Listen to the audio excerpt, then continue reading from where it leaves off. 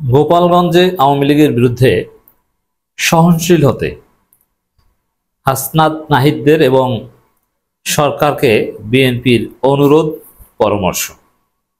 অবাক হচ্ছেন? এটাই সত্য। আমরা বিএনপির এই দালালি, বিএনপির এই ভীরু কাপুরুষোচিত পরামর্শ এবং সিদ্ধান্ত গোপালগঞ্জে আওয়ামী লীগের হাতে ইজারা দেওয়ার বিএনপিও সিদ্ধান্তের তীব্র নিন্দা প্রতিবাদ জানাচ্ছে।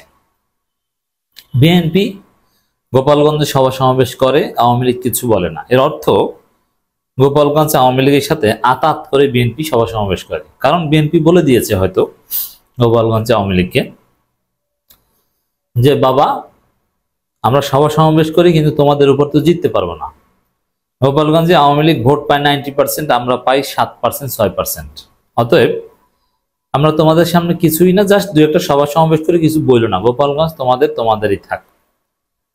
এই শর্তে এই আওয়ামী লীগের গোপালগঞ্জ আওয়ামী লীগের সাথে লিয়াজু করে বিএনপি গোপালগঞ্জে টিকে আছে সুন্দরভাবে, কিচ্ছু বলে না। কিন্তু একবার একটা মারামারি হয়েছে, ওই মাইরে বিএনপি সোজা হয়ে গেছে।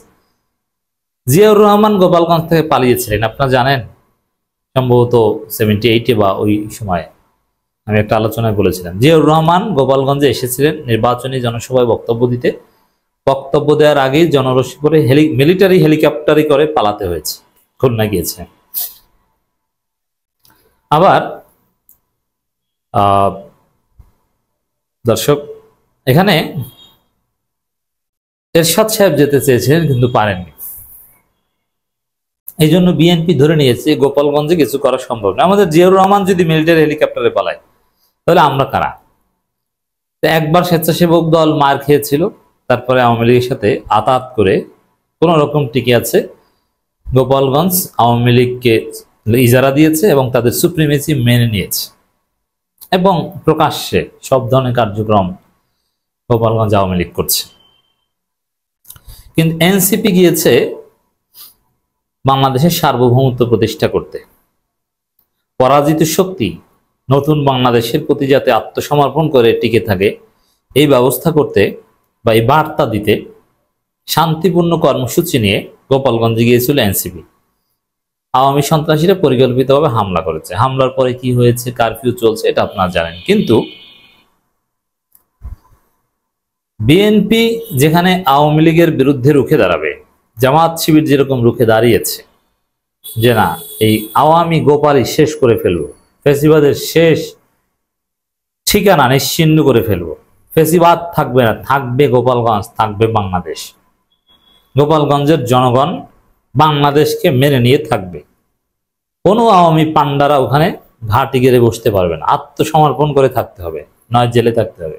অথচ ওরা জেলে হামলা করে, কারাগারে হামলা করে। তো দর্শক, এই জায়গায় এটা করা উচিত ছিল, কিন্তু বিএনপি সেগুলো না করে প্রথমে একটু বিবৃতি দিয়েছিল, উপর কিছু কথা বলেছিল, কিন্তু পরবর্তীতে এনসিপিকে গালাগালি শুরু করেছে যে তোমরা ওখানে কেন গেছিলা, তোমরা ম্যাচিউর হও, শিশুর মতো কাজ করো তোমরা। সালাউদ্দিন তো রাগ আর রাগ, কেন গোপালগঞ্জে গিয়েছিল আওয়ামী লীগের সাথে লাগতে? গোপালগঞ্জে আওয়ামী লীগ হচ্ছে বিএনপির আব্বা, সে আব্বার বিরুদ্ধে লাগতে তোমরা কেন গেছিল? বাচ্চারা, ম্যাচিউর হও। সালাউদ্দিনের বক্তব্য, এই আবেগ বাদ দাও, হিসাব নিকাশ করে কর্মসূচি দাও। ওখানে যাওয়ার তো কোনো দরকার ছিল না, অপরিকল্পিত কর্মসূচি নাও কেন? দমক টমক দিয়েছে।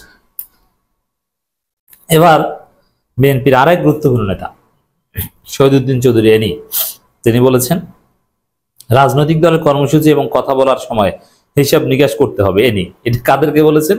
এনসিপি কে বলেছেন। এর অর্থ হচ্ছে যে এনসিপি একটা রাজনৈতিক দল, কর্মসূচি দেওয়ার ক্ষেত্রে হিসাব। তোমরা জানো যে গোপালগঞ্জের আওয়ামী লীগকে আমরা আব্বা মানি, তোমরা কেন গোপালগঞ্জে আওয়ামী লীগের বিরুদ্ধে হুঙ্কার দাও? ওখানে যে মুজিববাদ মুর্দাবাদ বলো, এটা তুমি কেন বলো? এটা হচ্ছে এনির নসিহত। অতএব গোপালগঞ্জে ওই ধরনের কর্মসূচি দেওয়া যাবে না বাবারা, এটা হচ্ছে এনির বক্তব্য। দ্বিতীয়, কথা বলার সময় হিসাব নিকাশ করতে হবে। তোমরা গেছো কর্মসূচি দিয়ে, আবার সেখানে যে বলো মুজিববাদ মুর্দাবাদ, এত বড় সাহস! আমরা যেটা কোনোদিন বলি না, মুজিববাদের বিরুদ্ধে আমরা বলতে সাহস পাই না, আর তোমরা বাচ্চা ছেলে সেখানে যে এই ধরনের কথাবার্তা বলো, তাতে তো বিএনপির অভিভাবক যারা আছে ওইখানে বস আওয়ামী লীগের লোক কিন্তু ক্ষুব্ধ হয়ে তোমাদের উপর আক্রমণ করবেই। অতএব বাবারা ওইখানে কর্মসূচি নিয়েও যাইও না, ওখানে গেলেও কথাবার্তা হিসাব নিকাশ করে বলবা, মুজিববাদ মুর্দাবাদ অমুক তমুক এগুলো বলবা না। অতএব আওয়ামী লীগের বিরুদ্ধে তোমরা সহনশীল হও, ওখানে পারবা না। এটা হচ্ছে বিএনপির ওভারঅল নসিহত।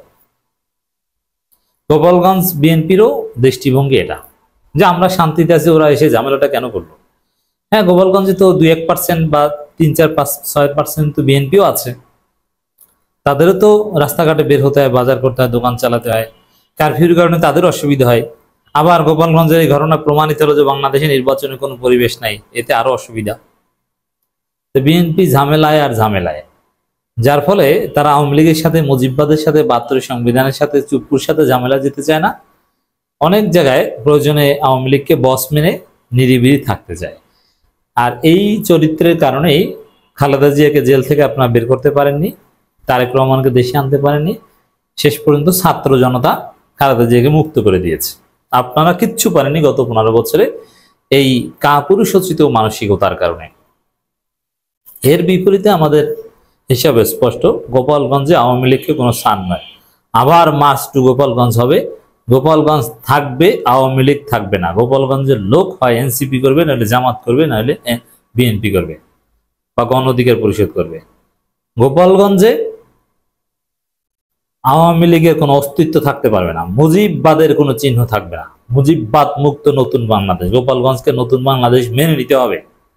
প্রয়োজনে গোপালগঞ্জ জেলা থাকবে না, বরিশালের সাথে, মাদারীপুরের সাথে, ফরিদপুরের সাথে এবং খুলনা বাগেরহাটের সাথে মার্জ হয়ে যাবে, বিভিন্ন উপজেলা ভাগ করে দেওয়া হবে প্রয়োজনে, অথবা নাম পরিবর্তন করে দেওয়া হবে। এই টুঙ্গিপাড়া থাকবে না। এগুলো কোনো ব্যাপার না। পিনাকি ভট্টাচার্যের থিওরি আপনারা দেখেছেন, কিচ্ছু না, ওদের সোজা করতে 7 দিনও লাগে না। সাপ্লাই চেইন বন্ধ করে দিলেই সব ঠান্ডা। বিদ্যুৎ বন্ধ করে দিল আর ইন্টারনেট বন্ধ করে দিল, দেখবেন যে আব্বা আব্বা বলে সবাই এনসিপিতে জয়েন করছে। কোনো সমস্যা নেই এগুলো করতে, কিছু সাপ্লাই চেইন বন্ধ করে দিলেই হলো। তো দর্শক, বিএনপির যুগ্ম মহাসচিব শহীদুদ্দিন চৌধুরী এনি বলেছেন, প্রতিটি রাজনৈতিক দল ও ব্যক্তি কর্মসূচি দেওয়ার সময়, কথা বলার সময় হিসাব নিকাশ করতে হবে, কারণ ভুলের কারণে যেন মানুষের স্বাভাবিক জীবনযাত্রা ব্যাহত নয়। মানে এই যে কি ভুল করেছে এনসিপি, আর এখন কারফিউ জারি হয়েছে, ওখানে বিএনপির লোকজনেরও চলতে অসুবিধা হচ্ছে। বুঝতে পারছেন এনসিপির প্রতি বিএনপির কি ক্ষোভ এবং আওয়ামী লীগের প্রতি কি দরদ, গোপালগঞ্জের প্রতি বিএনপির কি দরদ, ওরে দরদ। সেজন্য রাজনৈতিক শক্তিগুলো ঐক্যবদ্ধ থাকার বিকল্প নেই, আমাদের সতর্ক। এগুলো বুঝি ভাই, এগুলো আপনাদের যে এই কাপুরুষোচিত মানসিকতা, আপনাদের এই সাবেক ছাত্র নেতারা, এরা পুলিশের বাঁশির শব্দ শুনে দৌড়াইতেন। আপনাদের সাহস কত দূর এটা জাতি জানে।